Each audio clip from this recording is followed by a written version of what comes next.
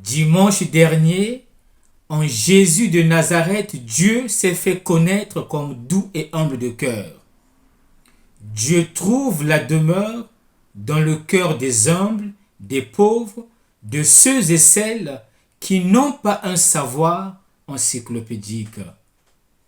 L'évangile de Matthieu l'affirmait bien haut. C'est au tout petit que Jésus se révèle. La liturgie de ce 15e dimanche ordinaire de l'année liturgique A met en relief la fécondité inépuisable de la parole de Dieu.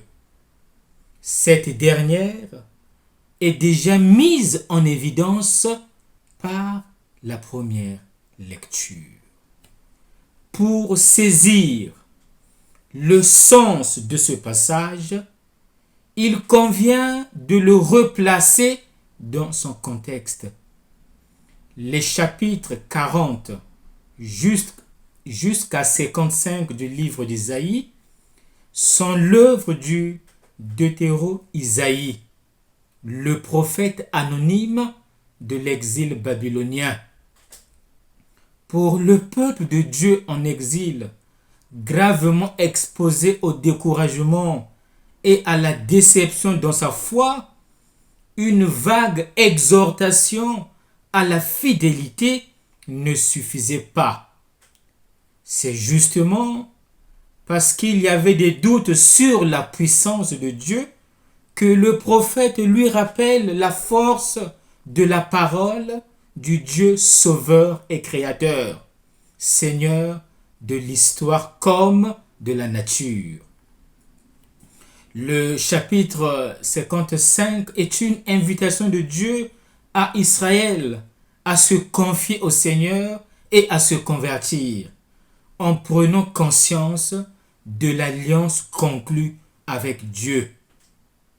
Et l'auteur sacré réussit à exprimer l'efficacité créatrice de la parole de Dieu dans notre péricope de manière poétique avec un effet très particulier grâce à la métaphore de la pluie et de la neige qui descend du ciel et ne revient pas sans avoir fécondé la terre. La parole de Dieu ne reste pas sans effet et est capable de vivifier le peuple dans ses épreuves. Comme la pluie et la neige, la parole du Seigneur est orientée vers un but précis et aura inévitablement un effet vital. La parole de Dieu a le potentiel infini de susciter la conversion et la vie nouvelle dans les cœurs. Mais elle demande à être accueillie, à pouvoir s'incarner toujours dans notre quotidien. Comme la Vierge Marie, nous devons donner notre adhésion. Et verbum caro factum est. Car là où le Seigneur passe, il donne une abondance de vie. Nous qui recevons régulièrement la parole de Dieu, nous devrions nous demander avec réalisme quel effet la parole de Dieu produit-elle dans nos vies? Sur quel terrain de notre vie la parole de Dieu tombe-t-elle? Quelles sont les dispositions morales de notre cœur? Quel terrain préparons-nous à la parole de Dieu? Ces questions nous introduisent dans l'Évangile. Dans l'Évangile de Matthieu, nous avons déjà rencontré deux grands discours. Le discours sur la vraie justice, communément appelé le sermon sur la montagne, et le discours missionnaire. Nous en rencontrons maintenant un troisième au 15e dimanche ordinaire. Le discours en parabole. Nous changeons de décor. Nous changeons de cadre. Nous changeons de temps. Jésus sort de la maison et s'assoit au bord de la mer. Auprès de lui se rassemblent des foules. Jésus parle en parabole. Le chapitre 13 de Matthieu rassemble 7 paraboles sur le mystère du royaume des cieux. L'un des traits distinctifs de la prédication de Jésus était l'affirmation que le royaume de Dieu se réalise dans son propre ministère, dans ses paroles et ses actions. La parabole du semeur est la première des 7 que compte le chapitre 13 de Matthieu. Notre texte présente 3 acteurs. Le semeur qui sème, les différents sols et les résultats obtenus. Le semeur ouvre le récit, mais il disparaît immédiatement pour laisser toute l'attention à la graine. C'est la semence qui est le véritable protagoniste du récit. C'est elle qui produit le fruit et non la terre. Le destin de la semence ne dépend ni de sa qualité ni de sa quantité, mais du sol sur lequel elle tombe. Il y a 4 terrains sur lesquels la semence tombe. Le sol piétiné par les passants, le sol pierreux, le sol menacé par l'errance et enfin la bonne terre. 3 sont improductifs et un seul est fructueux. L'accent est plutôt mis sur la semence productive. Le semeur qui jette la semence est Jésus lui-même.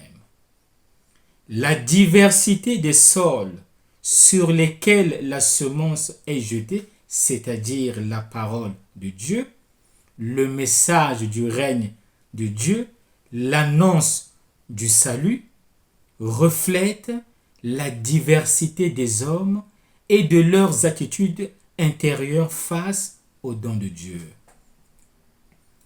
La diversité des attitudes des hommes met en lumière les différentes dispositions de ceux et celles qui écoutent la parole de Dieu.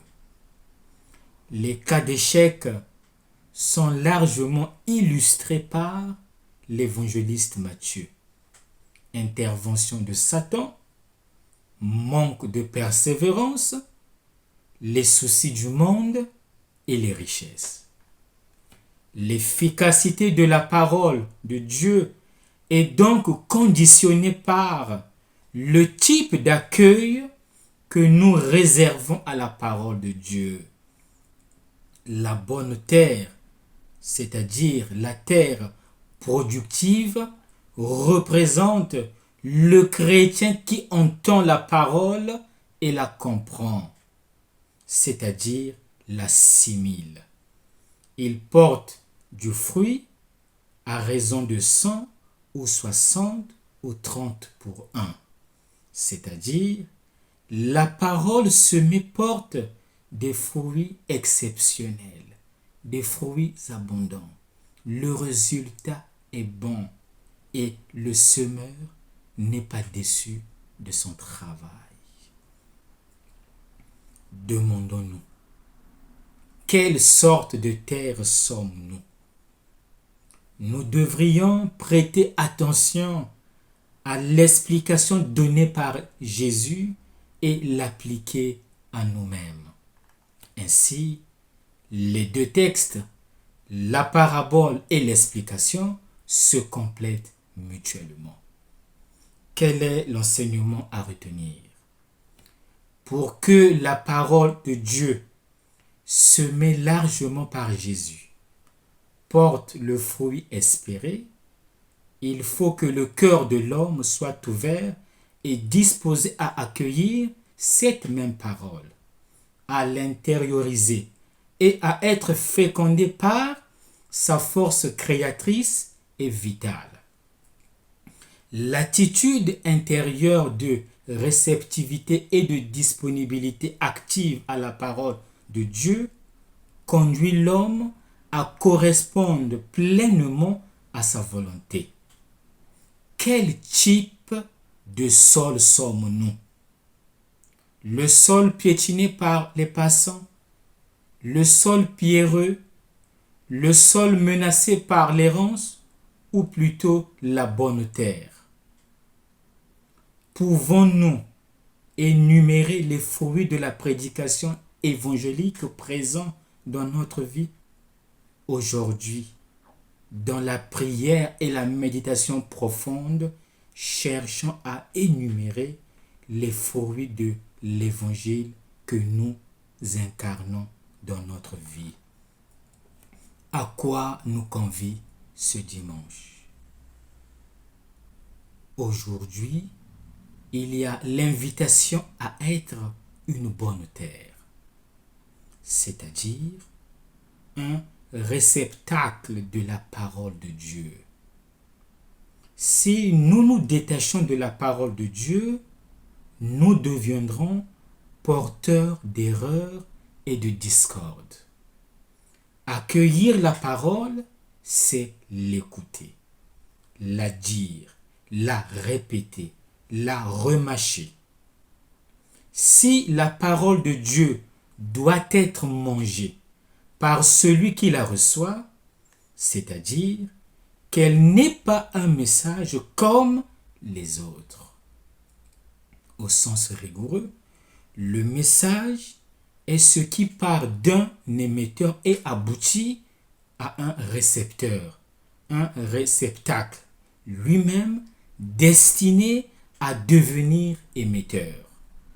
Le récepteur n'est que le lieu de transit du message qui ne fait jamais que passer. Que nous reste-t-il à faire? Il ne nous reste plus qu'à conjuguer aujourd'hui deux verbes, accueillir et semer. À chaque Eucharistie, à travers la table de la parole, Jésus dépose en nous sa semence pour que nous la gardions, l'écoutions et la vivions. C'est pourquoi l'Église éduque toujours ses fils à accueillir ce don royal.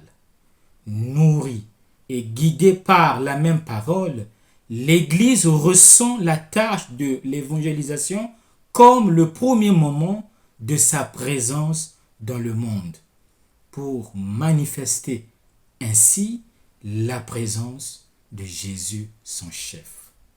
Voici que le semeur est sorti pour semer. Et toi, qu'attends-tu pour sortir? Bon dimanche à tous.